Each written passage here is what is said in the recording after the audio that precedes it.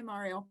How has Inez Cooper handled these past two games, which were intense to say the least? I figure there's nothing like being thrown into the fire to grow from it. He's beyond his years. He's a big guy that has really adapted to the speed of the college game really well. He's physical. He's extremely smart. He's a one correction guy. Once you tell him, hey, we've got to do this a certain way, he fixes it technically and fundamentally. Unbelievable human being and teammate. This means a lot to him. He's everything you want in an offensive lineman. And my follow is with Wesley Bassane. Is he still growing football-wise on the field and games as well as practices as much as he was a bit earlier this season when the light came on? How is his development? He's doing great. He's going to be an elite player here at Miami and feel great about everything that he's doing and his trajectory. Next, we'll go to Matt Sherdell from Kane Sport. Matt? Yeah, hey, Mario. I know a lot of us have sort of hounded you and some of the players about the outside noise and this and that.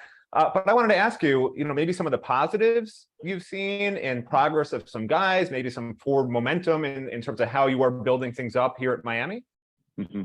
Well, I think Susan mentioned a couple of guys that really stand out that are young, both Wesley Bassane and Inez Cooper. Guys like Darrell Jackson have played really well. Faraz played really well. Mitch Agude, Hakeem Mesidor. They've dealt with a couple of bumps and bruises here and there, but Cam Kitchen's done really well.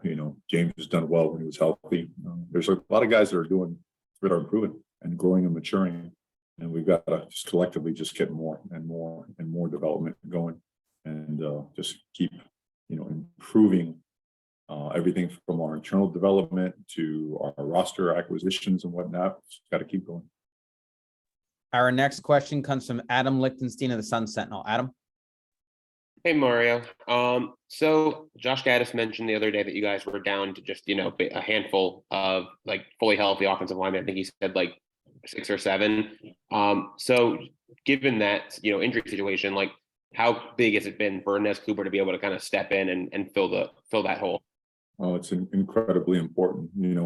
Obviously it's I don't know how badly he's been wanting to play Zion, but that's a big one, right? And then a guy like Justice was arguably your most physical player on your team, not only on your offensive line. And Jalen Rivers was, as a performer, as good as it gets, in my opinion, in the conference, arguably the country. Jonathan Dennis was playing at a really, really high level.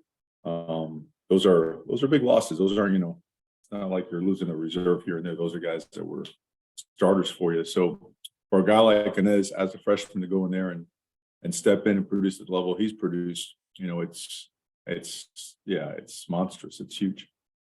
Do you know if those guys that you mentioned, like Zion, Justice, Jalen, and Jonathan Dennis, if they're able to return this year yet, or do you know just kind of week to week, or what's the situation with them?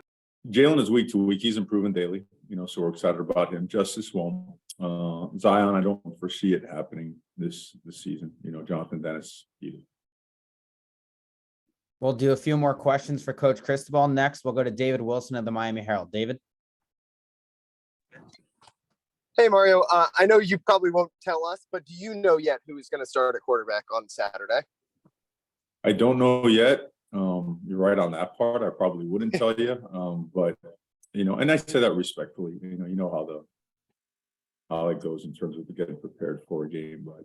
But we've been preparing, the guys that we need to play the best football that we can. Obviously, our situation is certainly a challenging one, but one that we're attacking as best we can. And the players have responded really well in making it work. And then just with those two younger guys, obviously it's a tough challenge for them to, potentially have to replace Tyler. They're competing with each other. One, just how are they handling this challenge? And two, what can you learn about these guys from a situation like this? Communicating with them and watching them handle themselves, handle everything from meetings to walkthroughs to practice. I've been really impressed. These guys are legitimate competitors. They're good human beings. They're high football IQ guys. They believe in work. They're good teammates. They have the support of their teammates. So all in all, I don't think there's any flinch in them. I don't think the moment's too big for either one of them, But and then I'm sorry, you had a second part to the question.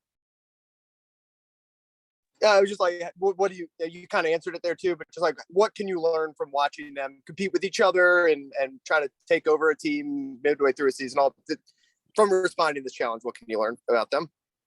Well, every single day is like an interview, right? When you come to practice and you're building up a football team, you find out a lot about guys as to how they show up, everything from attitude, body language, demeanor, work ethic, effort, right?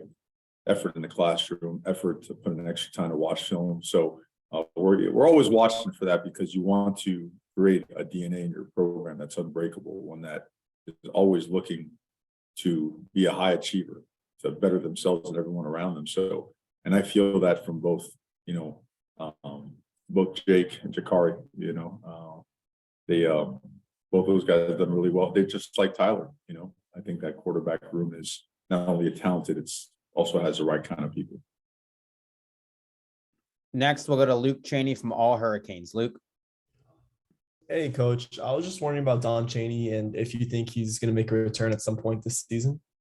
I do. He practiced yesterday, and it was limited, but he did move around and looked like he was moving around about as close to full speed as he can be. But because again, his injury was a real one that he has recovered from and doing really, really well. So we expect him to play at some point in time here in the next few weeks. Our last question for Coach Cristobal today comes from Christopher Stock of Inside the U. Chris. Yeah, Coach, I was curious with Colby Young, he had the touchdowns, those big games. The last couple of games, have you seen teams definitely on the scouting report with him, and also maybe the challenge that he now has, finishing strong with what he did earlier this year with the attention he has on him now? Sure. He certainly had some big games early. He has not, the targets haven't gone his way the last few games, but it's nothing that he has done or not done. Certainly sometimes coverage, dictates where the ball is being fed, and sometimes we just missed it, but he is obviously a guy that we're counting on, a guy that we expect to make plays once again and help us get back in rhythm offensively. Coach Cristobal, thank you for your time and good luck on Saturday. Okay. Thank you guys. Have a good day.